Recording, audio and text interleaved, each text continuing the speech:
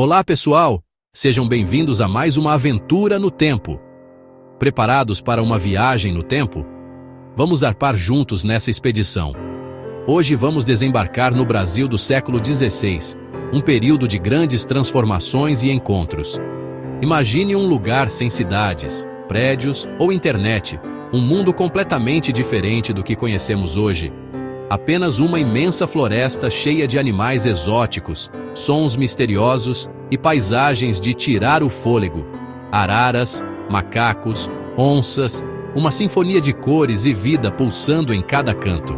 Era um paraíso selvagem prestes a ser descoberto por navegadores portugueses, homens corajosos em busca de novas terras. Liderados por Pedro Álvares Cabral, um nome que ecoa na história do Brasil, eles chegaram em 1500, sem saber o que encontrariam, quais maravilhas ou desafios os aguardavam. A viagem foi longa e perigosa, repleta de incertezas e à mercê das forças da natureza. Cruzando o Atlântico em caravelas, embarcações frágeis para os padrões de hoje, mas gigantes para a época. Ao avistarem terra, depois de semanas no mar, ficaram maravilhados com praias e o verde sem fim, uma explosão de cores que contrastava com o azul do oceano.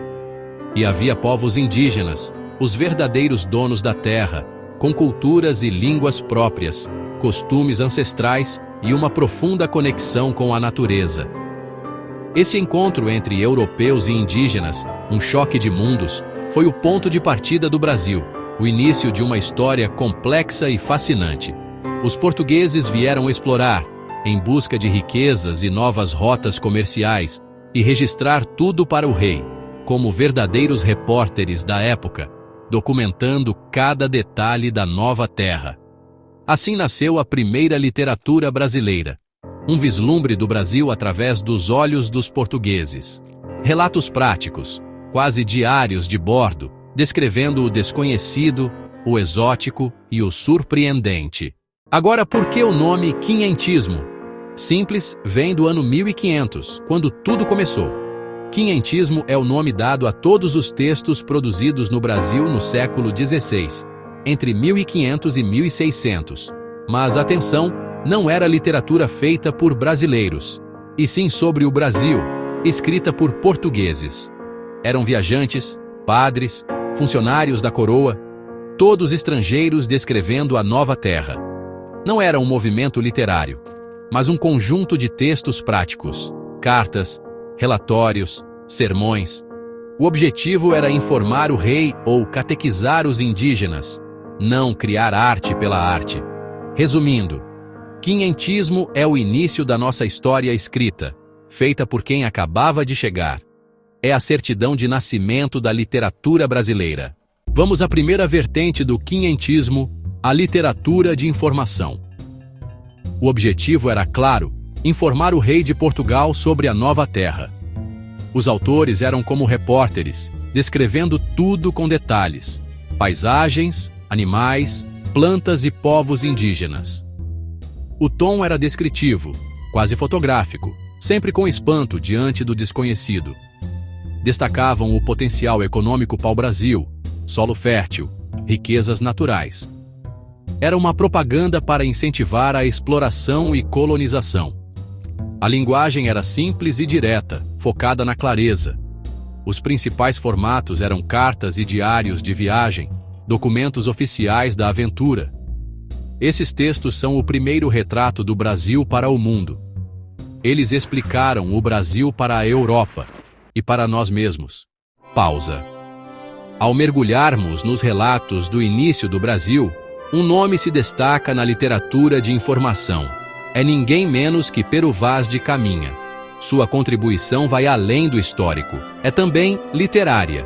Como escrivão oficial que acompanhava a frota de Cabral nessa viagem marcante, ele assumiu a tarefa crucial de registrar as descobertas, escrevendo a famosa Carta ao Rei Dom Manuel, um documento de enorme importância.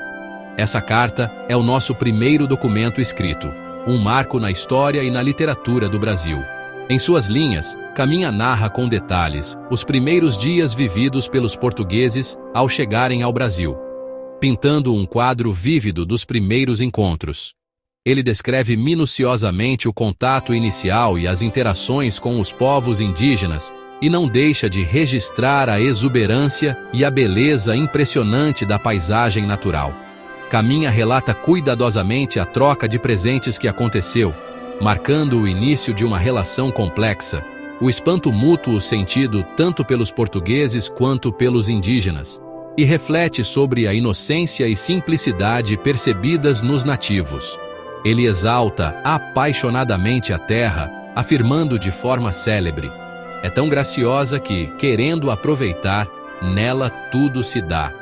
Para Caminha, o maior tesouro era, sem dúvida, a própria terra, com seu potencial ilimitado e a grande possibilidade de converter os habitantes nativos ao cristianismo, objetivo central da coroa portuguesa.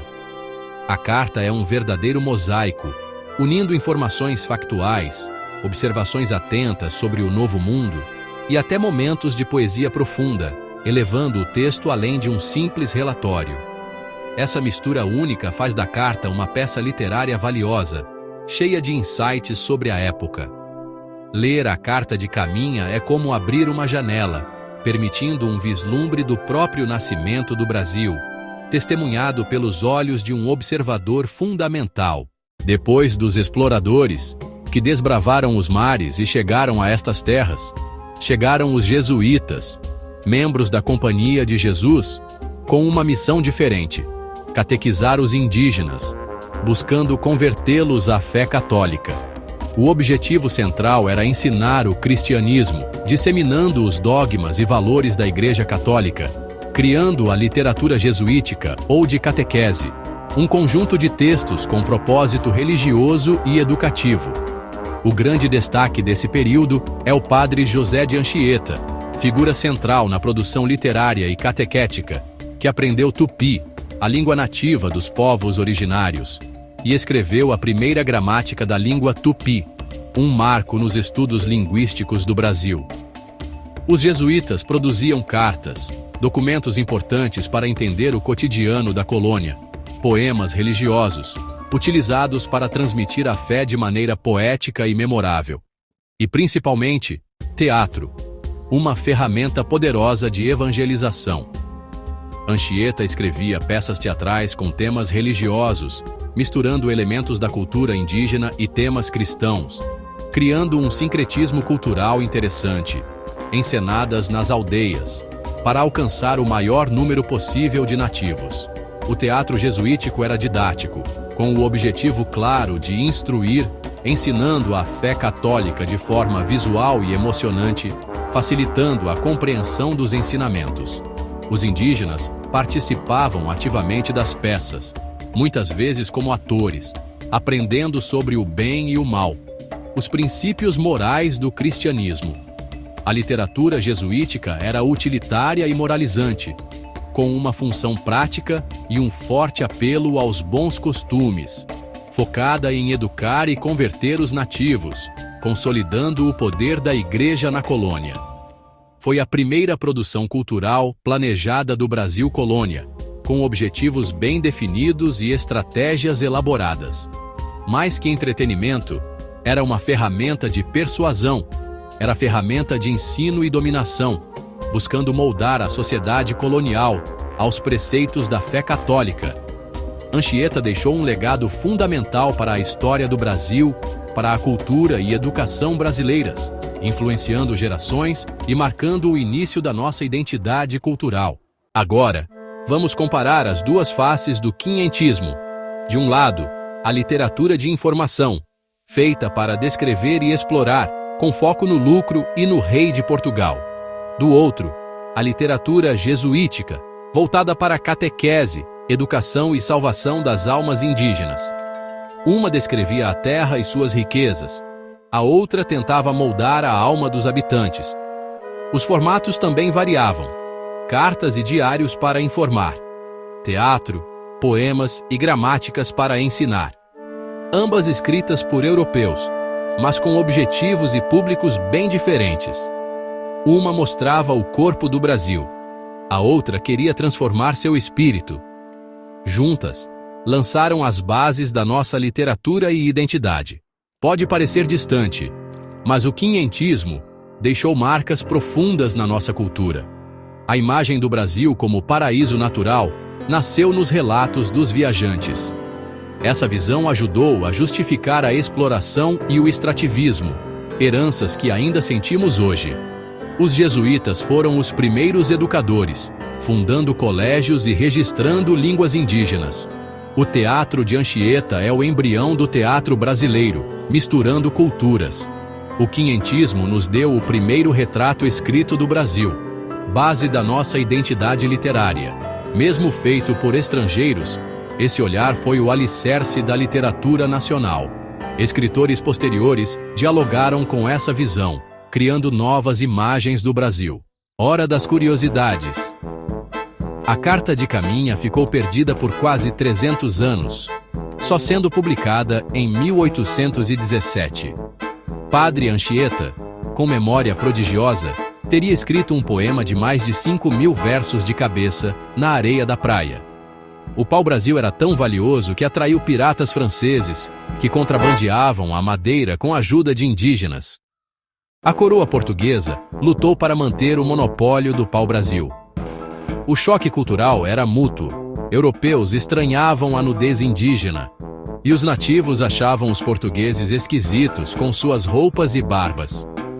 O início da nossa história foi cheio de aventuras, disputas e encontros inusitados. O quinhentismo é mesmo um capítulo fascinante. Por que estudar o quinhentismo? Porque é ler a primeira página da nossa história. Não é só decorar nomes, mas entender como o Brasil foi inventado no papel. Esses textos mostram o espanto, a curiosidade e os interesses que moldaram o país. Eles explicam nossas riquezas, conflitos e desigualdades. O quinhentismo prova que a literatura pode informar, convencer, dominar e ensinar. Conhecer esse começo nos torna leitores mais críticos e conscientes. É a semente da identidade brasileira, o ponto de partida da nossa cultura.